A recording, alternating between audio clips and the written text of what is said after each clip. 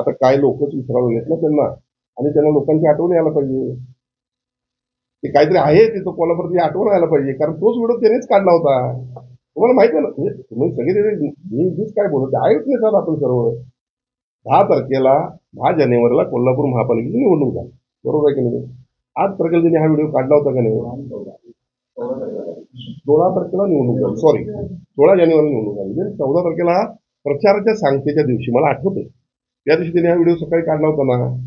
मग त्यांनी चौकशीची मागणी केली होती ना. मग चौकशीची मागणी केली असताना त्याचं काय झालं हे विचार करायला पाहिजे ना.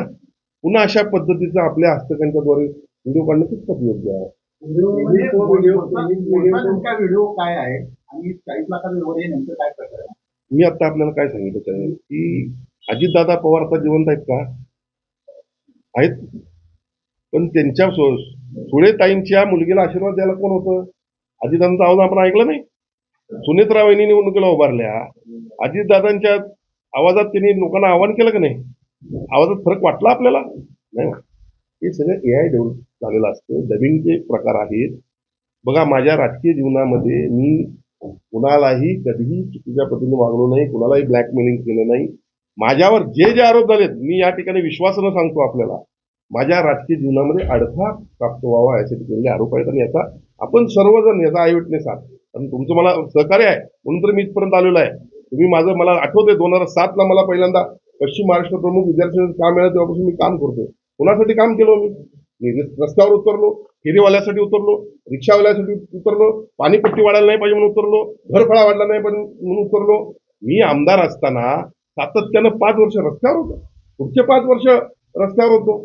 ठीक आहे, पराभव हा स्वीकारला, पण पराभव थांबलो देखील नाही. परत 5 वर्ष काम केलं, परत मला लोकांनी 30,000 मतांनी निवडून दिलं. असं असताना अशा पद्धतीची बदनामी करणं कितपत योग्य आहे?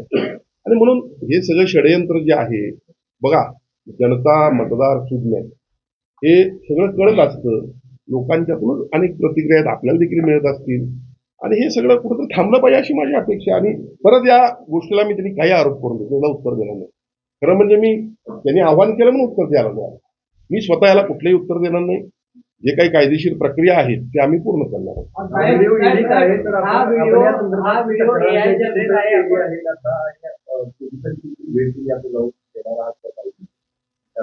नाही, माझी आता कायदेशीर टीम या सगळ्या गोष्टींचा विचार सुरू आहे त्याच्यापासून. आणि बघा, शेवटी राजकारणामध्ये काही गोष्टीला मर्यादा असतात.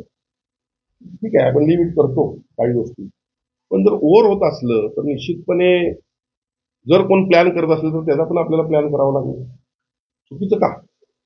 एखाद्या व्यक्तीला बदनाम करण्याचा असेल तर कशा करता पाहिजे? साहेब, तुम्हाला बदनाम करण्याचा प्रयत्न आहे फक्त. साहेब, हा व्हिडिओ AI जनरेट आहे आपण असं म्हणतात. त्याचबरोबर ज्या व्यक्तीने हा व्हिडिओ टाकला तो ओरिजिनल व्हिडिओ सध्या आपल्याकडे आहे का? आणि प्रत्येक राजकीय व्यक्तीला त्याची प्रतिष्ठा महत्वाची असते, की योग्य वेळ अजून आलेला नाही का तो व्हिडिओ? 8 तारखेला ज्या वेळेला बंटी पाटील साहेबांनी हा व्हिडिओ प्रसारित केला, ज्या व्यक्तीने हा व्हिडिओ काढला त्याचा स्वतःहून मला फोन आला की साहेब हे चुकीचं आहे, मी असं काही त्यामध्ये केलेलं नाही आहे. आणि त्या संदर्भात त्यानं मला लेखी दिलेलं, लेखी माहिती आहे, कळालं का?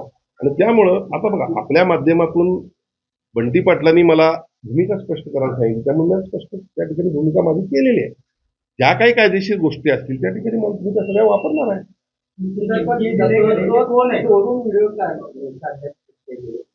संवाद वेगळा तर मग ओरिजिनल त्यामध्ये काय तुमचं बोलणं होतं किंवा काय उद्देश काय होता? मी आपल्याला काय सांगितलं की नंबर 1 हा कुठलाही शासकीय व्यवहार नाही.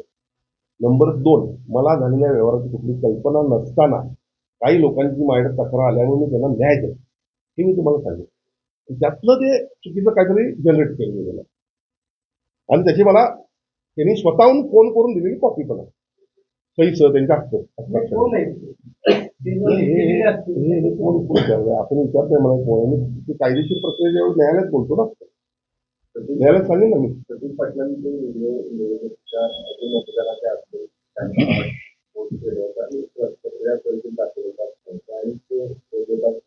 मात्र त्यांनी तो संपूर्ण व्हिडिओ पोस्ट केला नाही, आणि हा व्हिडिओ पुन्हा आता माझा या पत्रकार परिषदेचा उद्देश काय आहे की मर्यादा केली पाहिजे राजकारणामध्ये. आता कुठल्याच कुठल्याही निवडणुकीमध्ये तुमचं काय चालत नाही. मग लोकांच्या मध्ये तुमची चर्चा राहावी म्हणून अशा पद्धतीचं काम करावं का? करू नये. ही माझी हीच भूमिका. घरापर्यंत कुणाच्या जाऊ नये. घरापर्यंत जाऊ नये कुणाच्या. आपल्याला राजकारणामध्ये सभ्यता ठेवून मर्यादेनं राजकारण केलं पाहिजे. मी तुम्हाला तेच सांगितलं ना. अनेक गोष्टी मला काढता येतील.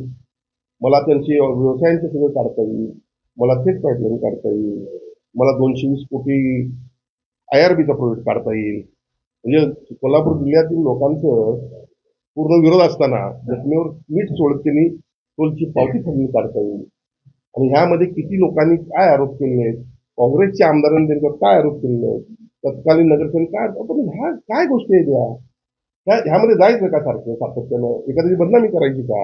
काय गरज नाही. आणि आम्ही ते पद्धतीनं काम करणारी माणसं करतो. तर म्हणजे आपला थोडा उशीर घेतला, कारण माझं भांडवल हे आहे. महायुती माझं भांडवल आहे. माझ्याकडं कुठलं कॉलेज नाही, कुठलं मला डोनेशन येत नाही, कुठलं हॉस्पिटल नाही, विविध संस्था नाहीत, कोट्यावधींची माझी माया नाही. माझी माया जी आहे ती माझी महायुती आहे. मला आज या ठिकाणी आठवतंय 2013 साली त्यावेळेला देखील कोल्हापूर जिल्ह्याचेच पालकमंत्री मला वाटतं होते, गृहराज्यमंत्री होते. माझ्यावर मोठा प्रसंग उद्भवला होता. गणेश चतुर्थीच्या मिरवणुकीमध्ये, अनंत चतुर्थीच्या मिरवणुकीमध्ये माझ्यावर मोठ्या प्रमाणात हल्ला गृह खात्याच्या काही अधिकाऱ्यांनी केला होता. खऱ्या अर्थानं राजकीय लढाई सुरूच आहे आणि राजकारण म्हणजे अडथळ्यांची शर्यत आहे. आणि त्यातल्या त्यात माझ्यासारख्या सर्वसामान्य गोरगरीब कुटुंबातील एक युवक ज्याला कुठलंही राजकीय बॅकिंग नाही. माझं राजकीय बॅकिंग हे माझी महायुती, माझे कार्यकर्ते, माझ्या भागातील तालीम संस्था मंडळ. आणि त्यावेळेला देखील माझ्यावर विनयभंगासारखे गुन्हे दाखल केले. त्यावेळेला देखील माझ्या खांद्याला खांदा लावून लढणारी, माझ्यासोबत असणारी हीच माणसं होती. आज देखील तीच असणार आहेत आणि उद्या माझ्या अंत्यदर्शनाला देखील हीच माणसं असणार आहेत. आणि त्यामुळे आम्ही माणसं दुखवलेली नाहीत. आमची माणसं ती आमची माणसं आहेत आणि हे आमचं भांडवल आहे. खऱ्या अर्थानं मी आपल्याला आज या ठिकाणी बोलवलंय. बऱ्याच इलेक्ट्रॉनिक मीडियाशी मी काल बोललो. मी मुंबईत होतो. सन्माननीय एकनाथजी शिंदे साहेबांचे सचिन जोशी यांच्या मुलगीचा काल साखरपुडा होता, त्यामुळे मी मुंबईत होतो. अनेक इलेक्ट्रॉनिक मीडियाच्या माध्यमातून माझ्या प्रतिक्रिया विचारल्या गेल्या.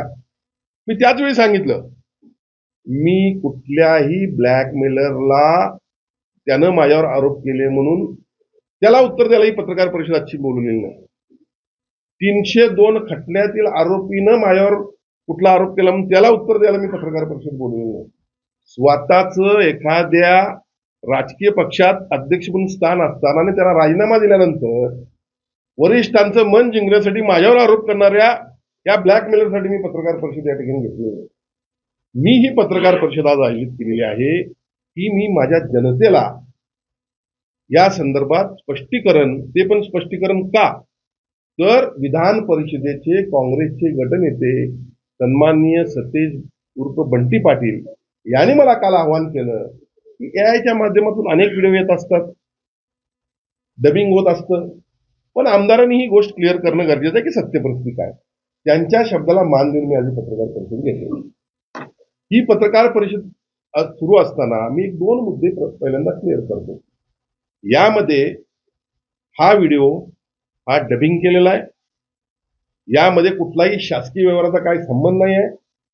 यामध्ये एका व्यक्तीला उलट एका व्यवहारामध्ये मी मदत करून त्याला न्याय दिलेला आहे. त्याचे पुरावे देखील माझ्याकडे आहेत. योग्य त्यावेळेला मी ते सादर करेन. महत्वाचा माझा दुसरा प्रश्न असा आहे की ठीक आहे, माझी काळजी सतेज पाटलांनी फार घेतली काल, मी त्यांचे आभार व्यक्त करतो.